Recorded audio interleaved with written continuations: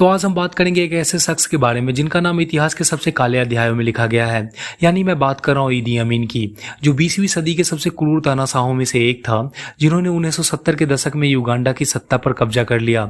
उनके शासनकाल में पूरे देश को भय और आतंक का सामना करना पड़ा। साथ ही ईदी अमीन की क्रूरता और नरभक्षण के कारण उन्हें युगांडा का कसाई के नाम से जाना जाता है। तो चलिए वीडियो में आगे बढ़ते हैं और बात करते हैं ईदी अमीन के प्रारंभिक जीवन के बारे में। तो देखो, ईदी अमीन का जन्म कब और कहां हुआ, इस बारे में कई मतभेद है। कुछ स्रोतों के अनुसार उनका जन्म 1923 से 1928 के बीच हुआ था। यह युगांडा की राजधानी कंपाला या उत्तर में स्थित कोबेको शहर में हुआ होगा।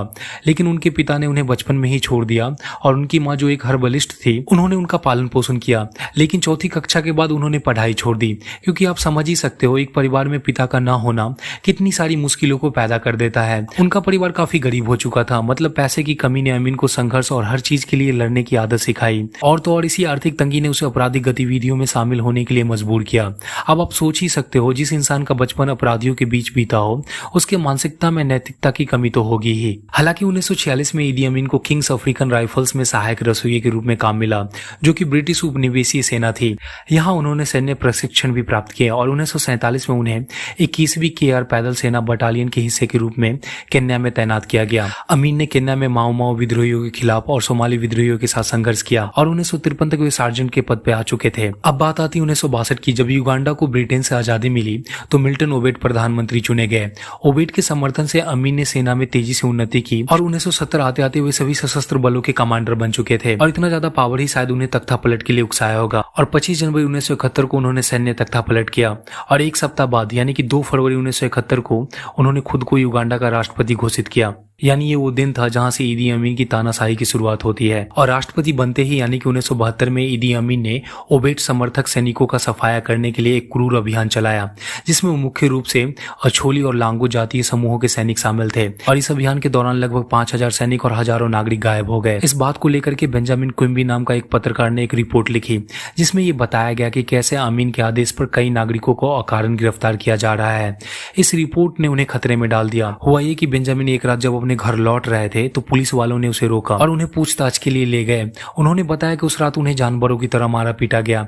यानी आप सोच ही सकते हैं, अमीन के बारे में कुछ लिखना भी मौत के बराबर था। और आपको बता दूं, यह हिंसा केवल ओबेट समर्थक सैनिकों और आम नागरिकों तक सीमित नहीं रही, बल्कि धार्मिक नेताओं, पत्रकारों, कलाकारों, न्यायाधीशों, वकीलों, बुद्धिजीवियों, आपराधिक संदिग्धों और विदेशी नागरिकों को भी इसमें निशाना बनाया गया, जिसमें कई लोगों को तो सिर्फ व्यक्तिगत दुश्मनी या आपराधिक उद्देश्य के कारण मार दिया गया। लेकिन ज्यादातर मौतें जातीय, राजनीतिक और वित्तीय कारणों से प्रेरित थी।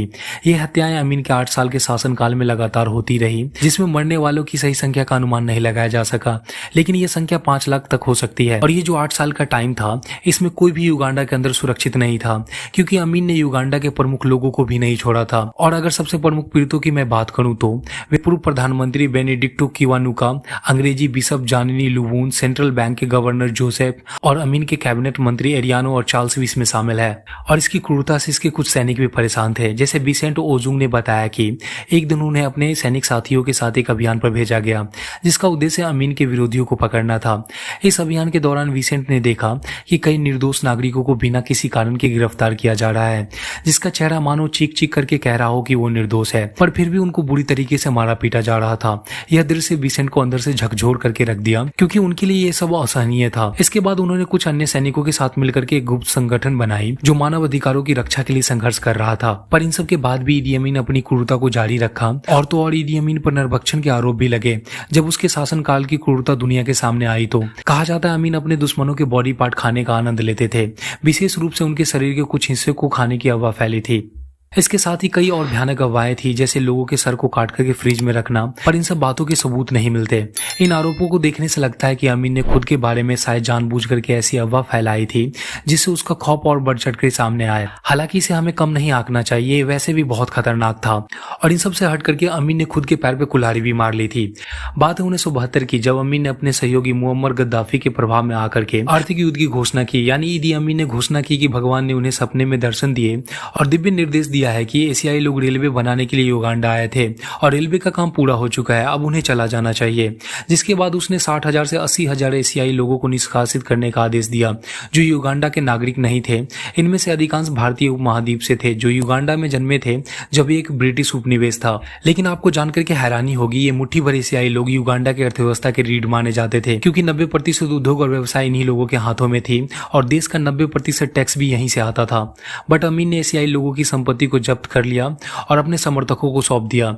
लेकिन ये वे लोग थे जो कभी अपने जीवन में बिजनेस के तौर तरीके नहीं सीखे थे, जिसकी वजह से हुआ ये कि पूरा का पूरा देश का व्यापार ठप हो गया, जिससे युगांडा की अर्थव्यवस्था बुरी तरीके से गिर गई। यानी यहाँ के लोगों के मौत के अब दो कारण मौजूद थे, एक तो ईदी अमीन और दूसरा आर्थिक मजबूरी, और इस टाइम पे दोनों खतरनाक थे। इन सब के बीच 1977 में अमीन के स्वास्थ्य मंत्री हेनरी कायम्बा ने देशद्रोह किया और ब्रिटेन भाग गए। वहां उन्होंने ए स्टेट ऑफ ब्लड नामक पुस्तक लिखी और प्रकाशित की, जिसमें अमीन के शासनकाल के खौफनाक राजों को उजागर किया गया, जिससे हमें ईदी अमीन के शासनकाल के दौरान युगांडा में कई यातना कक्ष के बारे में जानकारी मिलती है, जिनका उपयोग विरोधी और संदिग्धों को क्रूर यातनाओं देने के लिए किया जाता था।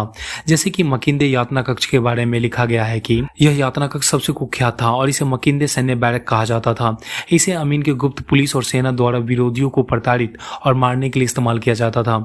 यानी यहाँ पर अमीन के आदेशों का अच्छे से पालन करते हुए लोगों को अमानवीय तरीके से मारा जाता था। जैसे इन यातना कक्षों में कैदियों को बिजली के झटके दिए जाते थे, उन्हें शारीरिक रूप से तोड़ा मरोड़ा जाता था, उनके अंग काटे जाते थे और कई बार भूखा रखा जाता था, क्योंकि अमीन के जो गुप्त पुलिस अधिकारी थे वे लोग मानसिक और शारीरिक यातना देने में माहिर थे। और इसी मकिंदे बैरक में यातना कक्ष में विशेष कमरे बनाए गए थे जिन्हें मौत का कमरा कहा जाता था। इन कमरों में लोगों को बंद करके रखा जाता था और धीरे धीरे मारा जाता था। कैदियों को आमतौर पर अत्यधिक गर्मी में बंद रखा जाता था, जिससे वो दम घुटने और जलन जैसी स्थिति से मारे जाते थे। फिर यातना कक्षों में मारे गए लोगों के शव को अक्सर विक्टोरिया झील या अन्य नदियों में फेंक दिया जाता था। इससे मृतकों की संख्या का सही आकलन करना मुश्किल था, लेकिन यह अनुमान है कि हजारों लोग इस यातना कक्ष में मारे गए थे। हालांकि ये जगह अमीन के डरावने शासनकाल के दौरान जनता के लिए आतंक और भय का एक उदाहरण बन बैठा था और यहाँ से बच करके निकल पाना लगभग असंभव था।